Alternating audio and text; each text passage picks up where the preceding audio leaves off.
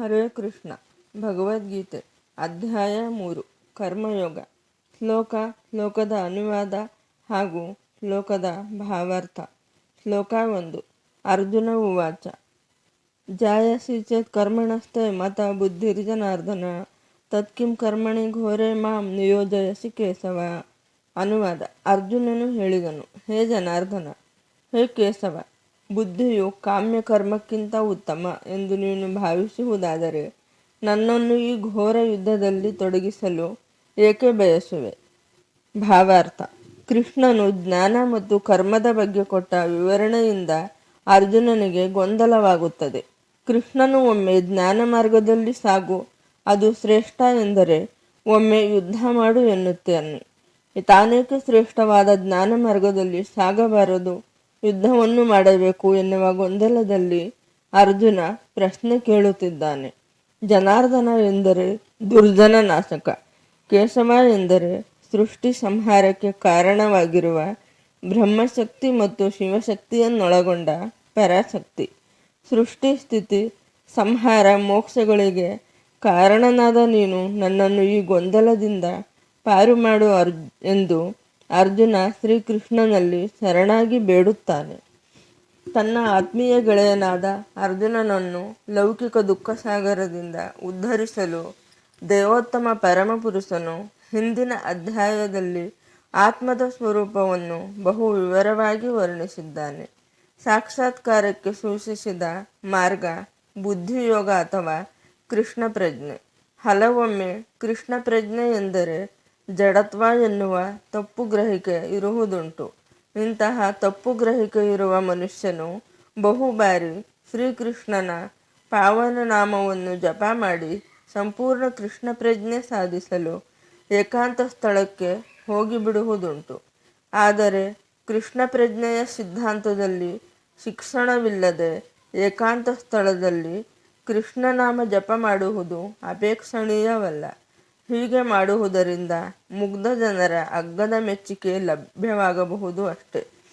ಕೃಷ್ಣ ಪ್ರಜ್ಞೆ ಅಥವಾ ಬುದ್ಧಿಯೋಗ ಆಧ್ಯಾತ್ಮಿಕ ಪ್ರಗತಿಯ ವಿಜ್ಞಾನದಲ್ಲಿ ಬುದ್ಧಿಯನ್ನು ತೊಡಗಿಸುವುದು ಎಂದರೆ ಕ್ರಿಯಾಶೀಲ ಬದುಕಿನಿಂದ ದೂರವಾಗಿ ಏಕಾಂತ ಸ್ಥಳದಲ್ಲಿ ವ್ರತ ತಪಸ್ಸುಗಳಲ್ಲಿ ನಿರತನಾಗುವುದು ಎಂದೇ ಅರ್ಜುನನು ಭಾವಿಸಿದನು.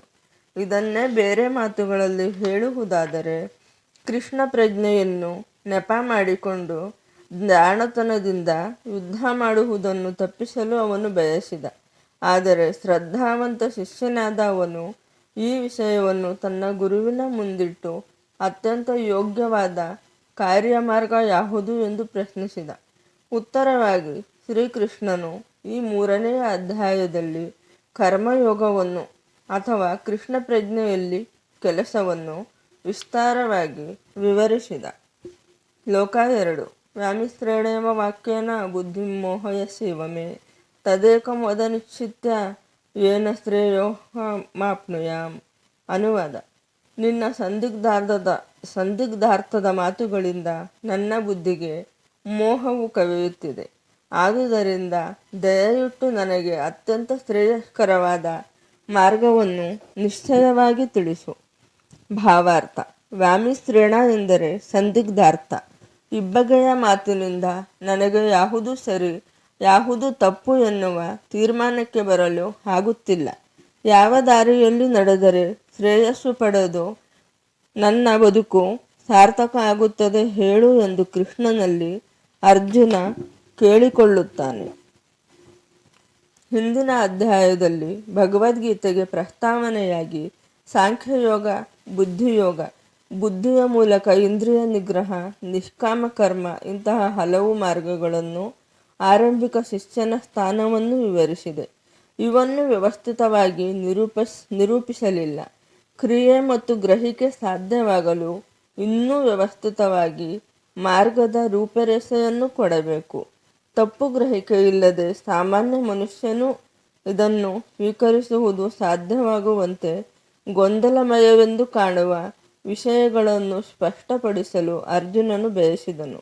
ಮಾತಿನ ಚಮತ್ಕಾರದಿಂದ ಅರ್ಜುನನಿಗೆ ಗೊಂದಲವನ್ನುಂಟು ಮಾಡುವುದು ಕೃಷ್ಣನ ಉದ್ದೇಶವಲ್ಲದಿದ್ದರೂ ಅರ್ಜುನನಿಗೆ ಕೃಷ್ಣ ಪ್ರಜ್ಞೆಯ ಪ್ರಕ್ರಿಯೆಯು ನಿಷ್ಕ್ರಿಯವಾದ ಅಥವಾ ಕ್ರಿಯಾಶೀಲವಾದ ಅರ್ಥವಾಗಲಿಲ್ಲ.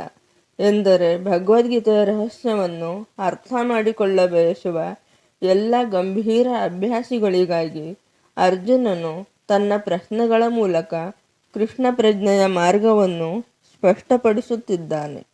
ಶ್ಲೋಕ 3. ಶ್ರೀ ಭಗವಾನ್ ವಾಚ ಲೋಕೇಸ್ಮಿನ್ ದ್ವಿವಿಧಾ ನಿಷ್ಠಾ ಪುರಾ ಪ್ರೋಕ್ತಮಯ ನಘ ಜ್ಞಾನಯೋಗೇನ ಸಾಂಖ್ಯಾನಾಂ ಕರ್ಮಯೋಗೇನ ಯೋಗಿನಾಂ. ಅನುವಾದ. ದೇವೋತ್ತಮ ಪರಮಪುರುಷನು ಹೀಗೆ ಹೇಳಿದನು: ಪಾಪರಹಿತನಾದ ಅರ್ಜುನನೇ, ಆತ್ಮ ಸಾಕ್ಷಾತ್ಕಾರವನ್ನು ಪಡೆಯಲು 2 ಬಗೆಯ ಮನುಷ್ಯರು ಪ್ರಯತ್ನಿಸುತ್ತಾರೆ ಎಂದು ಆಗಲೇ ಹೇಳಿದ್ದೇನೆ. ಕೆಲವರು ಅದನ್ನು ಅನುಭವಗಮ್ಯವಾದ ತತ್ವಜ್ಞಾನದ ಊಹೆಯ ಮೂಲಕ ಸಾಧಿಸುವ ಪ್ರವೃತ್ತಿಯವರಾಗಿರುತ್ತಾರೆ. ಕೆಲವರು ಭಕ್ತಿ ಸೇವೆಯ ಮೂಲಕ ಸಾಧಿಸುವ ಪ್ರವೃತ್ತಿಯವರಾಗಿರುತ್ತಾರೆ. ಭಾವಾರ್ಥ. ಈ ಹಿಂದೆ ಜ್ಞಾನ ಮಾರ್ಗ ಮತ್ತು ಕರ್ಮ ಮಾರ್ಗಗಳ ಬಗ್ಗೆ ಹೇಳಿದ್ದ ಕೃಷ್ಣ ಯಾವುದು ಮುಖ್ಯ ಎನ್ನುವ ವಿಚಾರವನ್ನು ಇಲ್ಲಿ ವಿವರಿಸುತ್ತಾನೆ. ಕರ್ಮಯೋಗದ ಬಗ್ಗೆ ವಿಶೇಷವಾದ ವಿವರಣೆ ಇಲ್ಲಿಂದ ಆರಂಭವಾಗುತ್ತದೆ. ಸಾಧಕರಲ್ಲಿ 2 ವಿಧ: ಸಾಂಖ್ಯರು ಮತ್ತು ಯೋಗಿಗಳು. ಸಾಂಖ್ಯರು ಎಂದರೆ ಜ್ಞಾನ ಮಾರ್ಗದಲ್ಲಿ ಸಾಧನೆ ಮಾಡುವವರು. ಯೋಗಿಗಳು ಎಂದರೆ ಕರ್ಮ ಸಾಧನೆಯ ಮೂಲಕ ಸಾಧನೆ ಮಾಡುವವರು. 2ನೇ ಅಧ್ಯಾಯದ 39ನೆಯ ಶ್ಲೋಕದಲ್ಲಿ ಭಗವಂತನು 2 ಮಾರ್ಗಗಳನ್ನು ವಿವರಿಸಿದನು: ಸಾಂಖ್ಯಯೋಗ ಮತ್ತು ಕರ್ಮಯೋಗ ಅಥವಾ ಬುದ್ಧಿಯೋಗ. ಈ ಶ್ಲೋಕದಲ್ಲಿ ಭಗವಂತನು ಇದನ್ನು ಇನ್ನೂ ಸ್ಪಷ್ಟವಾಗಿ ವಿವರಿಸುತ್ತಾನೆ. ಸಾಂಖ್ಯಯೋಗವು ಆತ್ಮ ಮತ್ತು ಜಡವಸ್ತು ಇವುಗಳ ಸ್ವರೂಪದ ವಿಶ್ಲೇಷಣಾತ್ಮಕ ಅಧ್ಯಯನ. ಪ್ರಯೋಗಗಳಿಂದ ಪಡೆದ ತಿಳುವಳಿಕೆಯ ಮೂಲಕ ಮತ್ತು ತತ್ವಶಾಸ್ತ್ರದ ಮೂಲಕ ವಿಷಯಗಳ ಬಗ್ಗೆ ಊಹಿಸಲು ಮತ್ತು ಅರ್ಥ ಮಾಡಿಕೊಳ್ಳುವ ಪ್ರವೃತ್ತಿ ಉಳ್ಳವರಿಗೆ ಸಾಂಖ್ಯಯೋಗವು ವಸ್ತು. 2ನೇ ಅಧ್ಯಾಯದ 61ನೆಯ ಶ್ಲೋಕದಲ್ಲಿ ವಿವರಿಸಿರುವಂತೆ ಇನ್ನೊಂದು ವರ್ಗದ ಜನರು ಕೃಷ್ಣ ಪ್ರಜ್ಞೆಯಲ್ಲಿ ಕೆಲಸ ಮಾಡುತ್ತಾರೆ. 39ನೆಯ ಶ್ಲೋಕದಲ್ಲಿಯೂ ಭಗವಂತನು ಬುದ್ಧಿಯೋಗ ಅಥವಾ ಕೃಷ್ಣ ಪ್ರಜ್ಞೆಯ ತತ್ವಗಳಿಗೆ ಅನುಗುಣವಾಗಿ ಕಾರ್ಯ ಮಾಡುವುದರಿಂದಲೂ ಕರ್ಮಬಂಧನದಿಂದ ಮುಕ್ತವಾಗಬಹುದು ಎಂದು ವಿವರಿಸಿದ್ದಾನೆ. ಈ ಪ್ರಕ್ರಿಯೆಯಲ್ಲಿ ದೋಷವಿಲ್ಲ ಎಂದು ಹೇಳಿದ್ದಾನೆ. 61ನೆಯ ಶ್ಲೋಕದಲ್ಲಿ ಇದೇ ತತ್ವವನ್ನು ಇನ್ನೂ ಸ್ಪಷ್ಟವಾಗಿ ವಿವರಿಸಿದೆ. ಬುದ್ಧಿಯೋಗವು ಪರಮನನ್ನು ಸಂಪೂರ್ಣವಾಗಿ ಅವಲಂಬಿಸಬೇಕು ಮತ್ತು ಈ ರೀತಿಯಲ್ಲಿ ಎಲ್ಲ ಇಂದ್ರಿಯಗಳನ್ನು ಬಹು ಸುಲಭವಾಗಿ ನಿಗ್ರಹಿಸಬಹುದು. ಆದುದರಿಂದ ಈ 2 ಯೋಗಗಳು ಧರ್ಮ ಮತ್ತು ತತ್ವಜ್ಞಾನಗಳಂತೆ ಒಂದನ್ನೊಂದು ಅವಲಂಬಿಸಿವೆ. ತತ್ವಜ್ಞಾನವಿಲ್ಲದ ಧರ್ಮವು ಬರಿಯ ಭಾವ ಅಷ್ಟೆ, ಅಥವಾ ಒಮ್ಮೊಮ್ಮೆ ಧರ್ಮಾಂಧತೆಯಾಗುತ್ತದೆ. ಧರ್ಮವಿಲ್ಲದ ತತ್ವಜ್ಞಾನವು ಮಾನಸಿಕ ಊಹೆಯಷ್ಟೇ ಆಗುತ್ತದೆ. ಕಡೆಯ ಗುರಿ ಕೃಷ್ಣನೇ, ಏಕೆಂದರೆ ಸಂಪೂರ್ಣವಾದ ಸತ್ಯವನ್ನು ಪ್ರಾಮಾಣಿಕವಾಗಿ ಅರಸುವ ತತ್ವಜ್ಞಾನಿಗಳು ಕಡೆಗೆ ಕೃಷ್ಣ ಪ್ರಜ್ಞೆಗೆ ಬರುತ್ತಾರೆ. ಇದನ್ನೂ ಭಗವದ್ಗೀತೆಯಲ್ಲಿ ಹೇಳಿದೆ.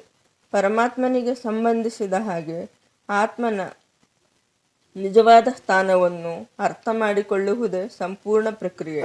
ಹರೇ ಕೃಷ್ಣ.